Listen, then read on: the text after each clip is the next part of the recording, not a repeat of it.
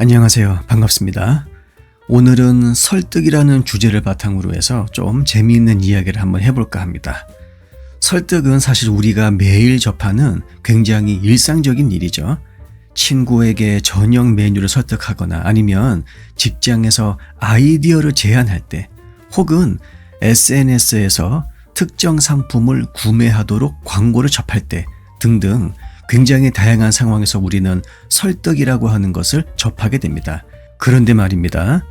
이 설득이라고 하는 것이 단순히 말을 잘하는 기술일까요? 아니면 그 이면에 어떠한 심리적이고 과학적인 메커니즘이 숨어 있을까요? 이번 영상에서는 설득력을 높이는 심리적 원리, 그 중에서도 특히 일관성의 심리를 중심으로 해서 한번 이야기를 전개해 볼까 합니다. 심리학자들이 인간 행동에서 발견한 가장 흥미로운 특징 중에 하나는 우리가 자신의 행동과 신념 사이의 일관성을 유지하려는 강한 경향을 보인다라는 것입니다. 이것을 우리가 인지부조화 이론이라고 합니다. 1957년 심리학자 레온 페스팅거는 우리가 행동과 신념 사이에 불일치가 있을 때 심리적 불편함을 느끼며 이것을 해소하기 위해서 신념을 수정하거나 아니면 행동을 바꾸려 한다고 이야기했죠. 예를 들어서 여러분들이 다이어트를 시작했다고 가정해 보겠습니다. 그런데 친구들과 함께 치킨을 먹으러 갔어요. 이 상황에서 여러분의 신념, 그러니까 나는 다이어트를 해야 해. 이것이랑 행동, 지금 내가 치킨을 먹는 것이죠. 이것 사이에 충돌이 생깁니다. 이 불편함을 없애기 위해서 과연 우리는 어떻게 할까요? 보통은 이렇게 스스로를 설득합니다. 그래 오늘 하루쯤은 괜찮아. 내일부터 더 열심히 하면 되지. 이것은 우리가 신념과 행동 간의 균형을 맞추려는 일종의 심리적 기제이죠. 이제 본격적으로 설득력을 높일 수 있는 기술에 대해서 한번 이야기해 보겠습니다. 여기서 첫 번째로 소개할 기법은 바로 foot in the door입니다. 이 기법은 처음에는 아주 작은 요청을 하고 상대방이 이것을 받아들이면 점진적으로 더 큰 요청을 수락하도록 유도하는 방식이죠. 1966년 심리학자 프리드먼과 프레이저는 이 기법의 효과를 실험으로 증명했습니다.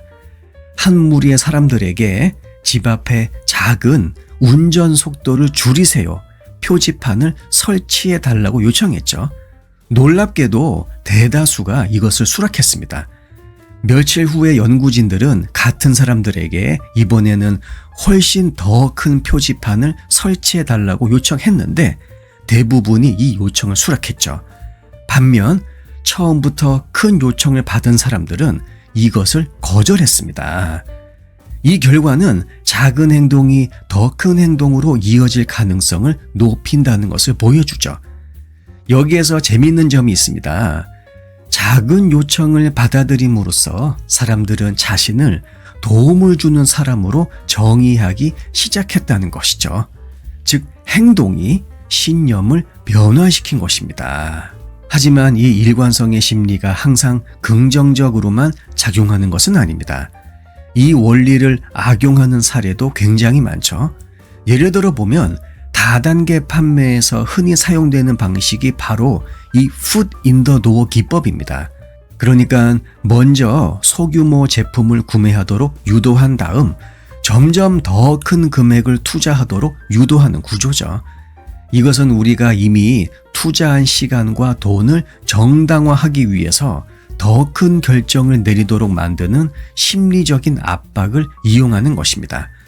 또한 일관성의 심리는 정치적 프로파간다에서도 강력한 무기로 사용됩니다.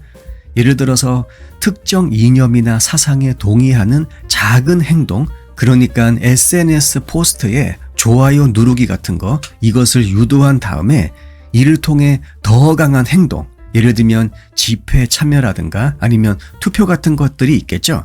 이것을 이끌어내는 식입니다. 따라서 우리는 이러한 심리적 기제가 어디에서 어떻게 활용되는지 비판적으로 바라볼 필요가 있죠. 그렇다면 이 원리를 긍정적으로 활용한 사례는 어떤 것이 있을까요? 한 가지 재미있는 사례는 환경보호 운동입니다. 캘리포니아 대학교에서 진행된 한 연구를 보게 되면 연구진이 주민들에게 전기 절약을 약속하는 서명을 받게 합니다.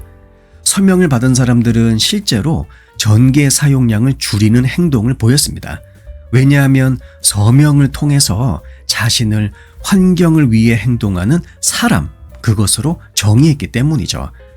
이와 같은 접근은 작은 행동이 개인의 정체성을 형성하고 결국 더 큰 변화를 이끌어낼 수 있음을 보여주는 것입니다.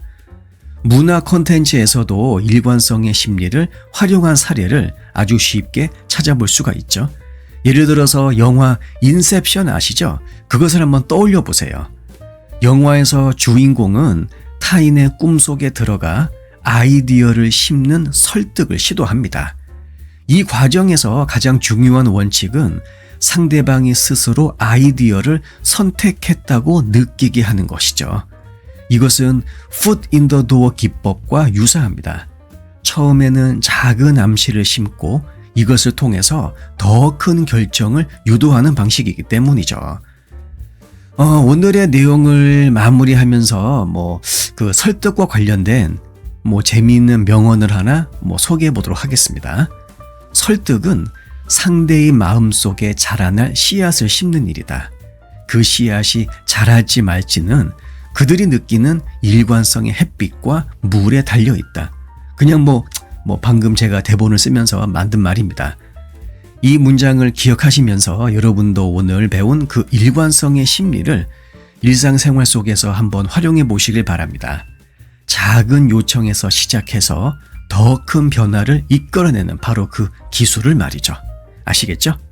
영상 내용이 도움이 되셨다면 구독과 좋아요 부탁드릴게요. 다음 영상에서 뵙겠습니다.